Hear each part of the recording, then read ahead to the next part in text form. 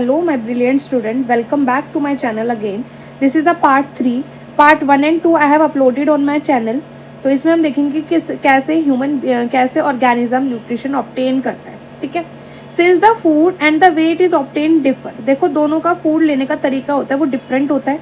Digestive system is different in various organism. सबसे पहले ये भी हम देखेंगे कि जो इनका डाइजेस्टिव सिस्टम होता है वो भी वेरियस होता है अलग अलग ऑर्गेनिज्म के अंदर. सिंगल सेल के अंदर अलग होता है, मल्टी सेलुलर ऑर्गेनिज्म में अलग होता है. सिंगल सेल ऑर्गेनिज्म या single cell organism the food may be taken in the entire surface. देखो सिंगल सेल ऑर्गेनिज्म में भी हो सकता है कि फूड वो अपने पूरे उससे ले, जैसे कि अमीबा हम देख सकते हैं, इसको एक एग्जांपल हम देखेंगे. But as the complexity of organism increases different parts become specialised to perform different function. देखो अलग अलग पार्ट जो होते हैं वो अलग अलग फंक्शन परफॉर्म करते हैं, उसी के लिए वो स्पेशलाइज हैं. जैसे कि हम कह सकते हैं amoeba takes food using temporary finger like extension. तो अमीबा जो है वो एक अपना फूड इनटेक करता है टेम्पररी फिंगर लाइक एक्सटेंशन से. ये देखिए, ये इसके जो दिख रहे हैं ये दोनों फिंगर लाइक, इसको कहते हैं सूडोपोडिया. इसकी हेल्प से फॉर्म करता है, ये फूड को इनटेक करता है. ठीक है, इसी की हेल्प से तो ये फॉर्म करता है सूडोपोडिया. फूड पार्टिकल को देखते ही start. Yes. Next, amoeba takes food using temporary finger-like extension surface which fuse over food particle, forming food vacuole. Inside the food vacuole, complex substances are broken down into simpler ones. Yes, जैसे ही वो food vacuole ये जो है food particle को देखते ही ये food vacuole एक form कर देता है, फिंगर लाइक एक्सटेंशन फॉर्म कर देता है और फिर उसके बाद इसको ये क्लोज कर देता है और इसके अंदर एक फूड वैक्यूल क्रिएट हो जाता है. नेक्स्ट देखते हैं डिफ्यूजन की हेल्प से फिर ये डाइजेस्ट भी कर देता है, मतलब खाने को. द रिमेनिंग अनडाइजेस्टेड, जो भी अनडाइजेस्टेड मटेरियल रह जाता है वो मूव कर देता है अपनी move to the surface of the cell and throw out. उसके बाद वो सेल की सरफेस से मूव कर देता है और वो बाद में जो रिमेनिंग रह जाता है, वेस्ट रहता है, उसको बाहर निकाल देता है. ठीक है, ये हमारा एक अमीबा के अंदर का बताया हुआ है. बाकी सबके अंदर जैसे यूनिसेल्यूलर हो गया और मल्टी सेल्यूलर हो गया, दोनों के अंदर ही दोनों में ही एक अलग अलग सेल पाए जाते हैं. यूनिसेल्यूलर में सिंगल सेल पाया जाता है एंड इनका फूड इनटेक करने का जो फॉर्मेशन होता है, फंक्शन होता है, वो भी बिल्कुल डिफरेंट होता है. ठीक है. नेक्स्ट हम देखते हैं nutrition in human being. Human being में कैसे न्यूट्रिशन होता है. स्टार्ट करते हैं ह्यूमन बीइंग का. Nutrition in human being. The alimentary canal is basically a long tube extending from the mouth to the anus. देखो एक एलिमेंट्री कैनाल होती है, वो एक बहुत बड़ी ट्यूब होती है. एलिमेंट्री कैनाल एक बहुत बड़ी ट्यूब होती है जो हमारे माउथ से लेके एनस तक जाती है. ठीक है, एनस जहाँ से फ्रेश होते हैं वहाँ तक जाती है alimentary canal. We can see the tube has the different parts. हम देख सकते हैं कि ट्यूब अलग अलग पार्ट से जुड़ी होती है. Various region are specialised to perform different function. अलग अलग रीजन्स होते हैं हमारे जो अलग अलग फंक्शन परफॉर्म करते हैं. What happen to the food once it enter in our body. और क्या होता है जब फूड हमारी बॉडी में एंटर कर जाता है तो उसके बाद क्या होता है ये हम पढ़ेंगे. तो इस एक्टिविटी को हम बाद में देखेंगे. सबसे पहले हम ये कंटिन्यू करते हैं. We eat various types of food which has to pass through the same digestive tract. अलग अलग टाइप्स के फूड हम खाते हैं और उन्हें कहाँ से पास होना पड़ता है, सेम डाइजेस्टिव ट्रैक्ट से. देखो माउथ यहाँ पर है, एनस इधर है, तो एलिमेंट्री कैनाल जो है वो यहाँ से नीचे तक हमारी ज्वाइंट होती है. तो जो भी हम फूड खाते हैं, जो भी हम खाना खा रहे हैं वो यहीं से पास ऑन होगा. ठीक है. Naturally the food has to be processed to generate particle which are small and the small texture. तो कोई भी हम खाना खाते हैं, कुछ भी हम खा रहे हैं, फॉर एग्जाम्पल हमने चपाती ली है और हमने थोड़ी सी दाल ली है, तो अब हम दोनों चीज़ों को खा रहे हैं तो हमें ये हमारा जो माउथ है उसमें क्रशिंग हो जाएगी. हमारी फूड को जो है हम क्रश कर देंगे with the help of our teeth, so that जो दोनों का हमारा जो दोनों चीज़ हमने लिए हैं, दाल और चपाती, दोनों सेम टेक्सचर के हो जाएं. ठीक है, छोटे छोटे पार्टिकल्स उनके हो जाएं. Since the lining of the canal is soft. और जो कैनाल की जो लाइनिंग होती है ये सॉफ्ट होती है.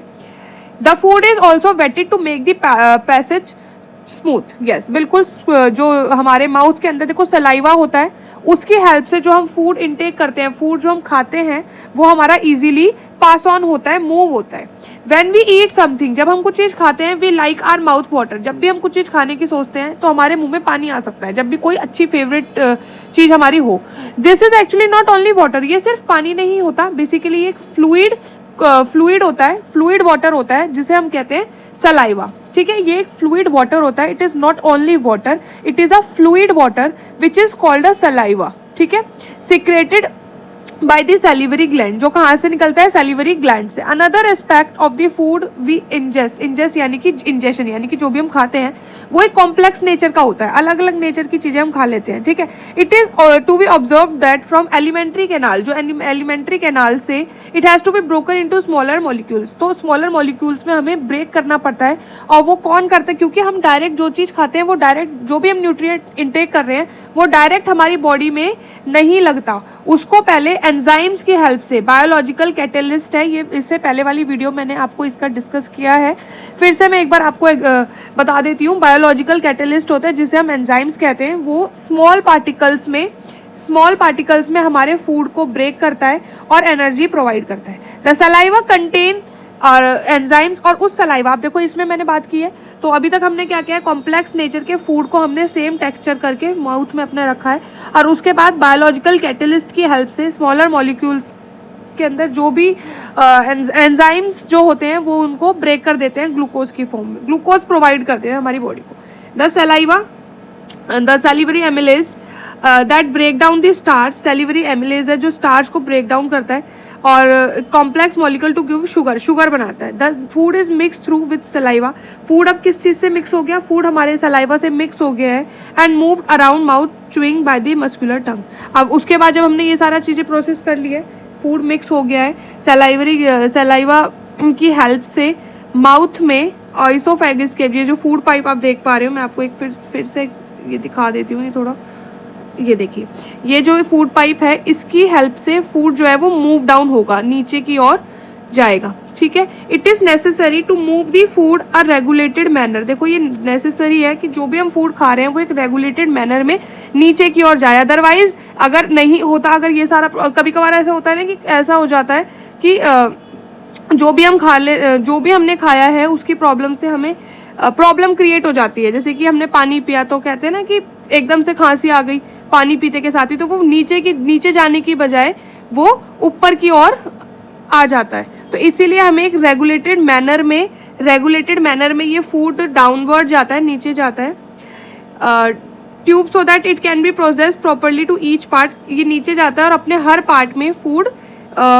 पहुंच जाता है। The lining of canal has muscles that contract rhythmically in order to push the food forward, this is a peristaltic movement होता है, ठीक है। ये इसको कहते हैं पेरिस्टैल्टिक मूवमेंट। जो भी हम खाते हैं, हमारे जो ये फूड पाइप होता है ये खुलता है, ओपन होता है और डाउन होता है, शट होता है, तो ये इसकी जो मूवमेंट होती है ना, जब भी कोई फूड हम पास ऑन करते हैं तो ये थोड़ा खुल जाता है, ठीक है। और जब भी हम कोई फूड नहीं पास ऑन करते, नॉर्मल रहते हैं, तो ये बंद हो जाता है, बंद नहीं इन द सेंस ये सिकुड़ जाता है। तो ये जो भी इसकी कॉन्ट्रैक्शन होती है ना, एक्सट्रैक्शन और कॉन्ट्रैक्शन, इसको कहते हैं peristaltic movement. From the mouth the food is taken to the stomach through the food pipe और ऑइसोफेगस। अब माउथ में फूड हमने इंटेक कर लिया है, उसके बाद हम ये जो फूड है वो मूव डाउन करेंगे फूड पाइप के हेल्प से। फूड पाइप को हम ऑइसोफेगस भी कह सकते हैं, फूड पाइप को हम ऑइसोफेगस भी कह देते हैं। Next is the stomach is large organ, जो स्टमक है वो एक हमारा लार्ज ऑर्गन है which expand when food enters it. अब देखो नॉर्मल से हम डेली यूज में भी, हम अपनी डेली लाइफ में भी देखते हैं कि जो भी हम खाना खाते हैं, आवर स्टमक विल एक्सपैंड हो जाता है हमारा स्टमक, जो भी हम खाना खाते हैं। और जब एम्प्टी स्टमक होता है तो वो एक्सपैंड नहीं होता, एक्सपैंड मतलब फूल जाता है, ठीक है। तो जो हमने खाना खाया है जब वो मूव डाउन होगा तो स्टमक के अंदर एंटर होगा, जिसकी वजह से स्टमक जो है वो एक्सपैंड हो जाएगा।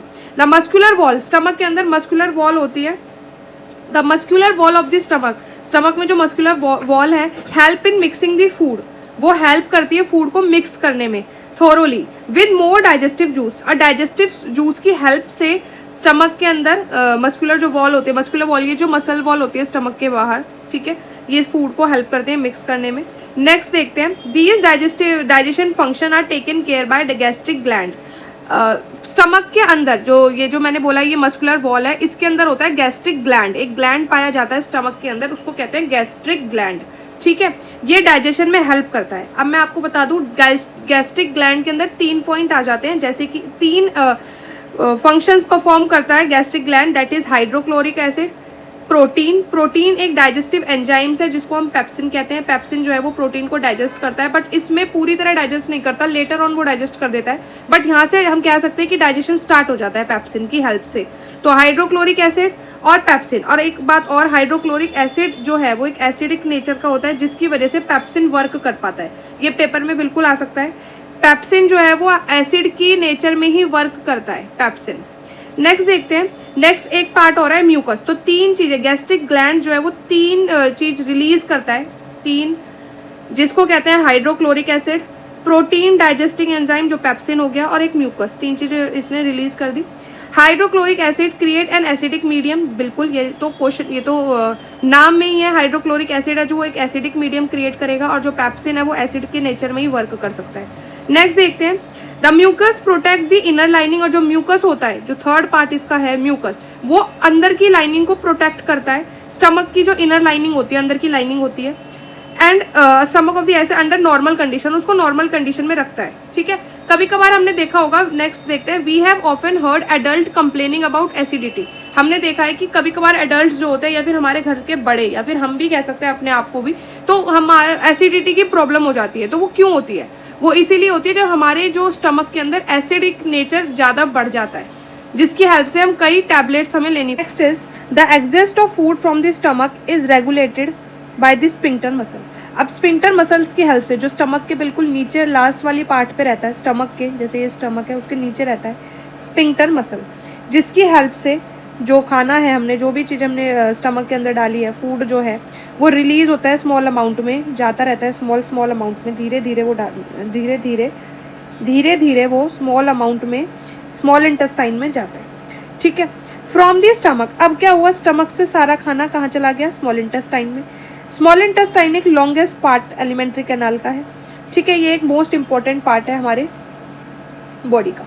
लेंथ जो होती है वो स्मॉल इंटेस्टाइन की डिफर करती है various animal depending on the food they eat, depend करता है क्या क्या वो खाते हैं। फॉर एग्जांपल हर्बीवोरस है, वो ग्रास ईटिंग एनिमल होते हैं, उनकी जो इंटेस्टाइन होती है वो स्मॉल, जो नीड लॉन्गर स्मॉल इंटेस्टाइन, उनकी जो होती है वो लॉन्गर, ज़्यादा बड़ी होती है स्मॉल इंटेस्टाइन, वेयर एज जो कार्निवोरस एनिमल होते हैं उनकी स्मॉल इंटेस्टाइन शॉर्टर होती है। नेक्स्ट देखते हैं, अब बेसिकली इसमें हमने ये देखा है कि स्मॉल इंटेस्टाइन वेरी करती है एनिमल टू एनिमल, क्योंकि हर्बीवोरस एनिमल्स जो होते हैं वो ग्रास ईटिंग एनिमल होते हैं, दैट्स वाई उनकी स्मॉल इंटेस्टाइन लॉन्गर होती है, वेयर एज कार्निवोरस एनिमल की वो मीट खाते हैं, वो फ्लैश खाते हैं, तो इसीलिए उनकी जो स्मॉल इंटेस्टाइन होती है वो शॉर्टर होती है। Next is small intestine is the site of complete digestion. Small intestine से ही कंप्लीट डाइजेशन, देखो small intestine of carbohydrate, protein और फैट, तीनों का। देखो कार्बोहाइड्रेट, सबसे पहले हमने स्टार्च का, जो हमारा माउथ है, माउथ से लेके हमने डाइजेशन स्टार्ट कर दिया था स्टार्च का, फिर उसके बाद हमने स्टमक में प्रोटीन का डाइजेशन स्टार्ट किया पेप्सिन की हेल्प से, उसके बाद फैट। अब फैट का जो डाइजेशन स्टार्ट करेगा वो बाइल जूस स्टार्ट करेगा, मैं भी आपको दिखाती हूँ। It receive the secretion of the liver and pancreas for this purpose.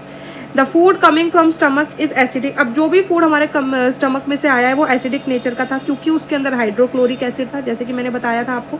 Gastric gland तीन चीज़ें प्रोड्यूस करता था, हाइड्रोक्लोरिक एसिड, म्यूकस और पेप्सिन। तो जो भी हमने स्टमक में खाया था वो हमारा एसिडिक नेचर का था। ठीक है, has to be made alkaline, yes, for the pancreatic enzymes to act. ठीक है, वो क्या बनाते हैं, हमारे एल्केलाइन बनाते हैं पैनक्रियाटिक एंजाइम्स। बाइल जूस जो है वो, अब देखो, अब हमारा स्मॉल इंटेस्टाइन में आने के लिए जो नेचर होगा वो एसिडिक नहीं होगा, वो बेसिक होना चाहिए। तो bile juice from the liver, bile juice जो है वो एडिशन एक्टिंग ऑन फैट, जो फैट को काटता है, कह सकते हैं कि जो फैट को डाइजेस्ट करता है bile juice.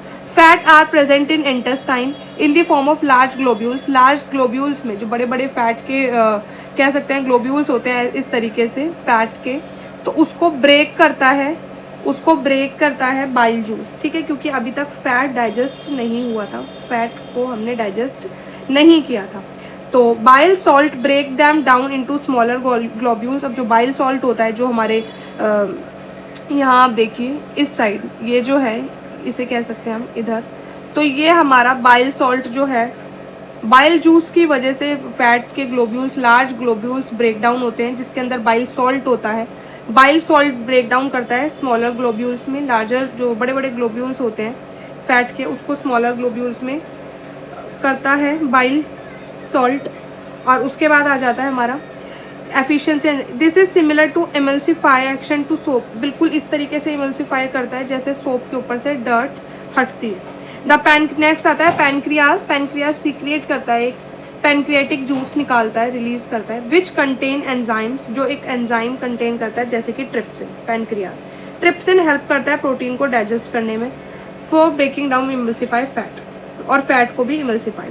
The wall of small intestine contain gland, small intestine के वॉल पे एक ग्लैंड होती है, secret intestinal juice, the enzymes present in it finally convert protein to amino acid. Yes, अब जो एंजाइम्स है वो फाइनली किस में कन्वर्ट हो गए हैं, प्रोटीन टू अमीनो एसिड में।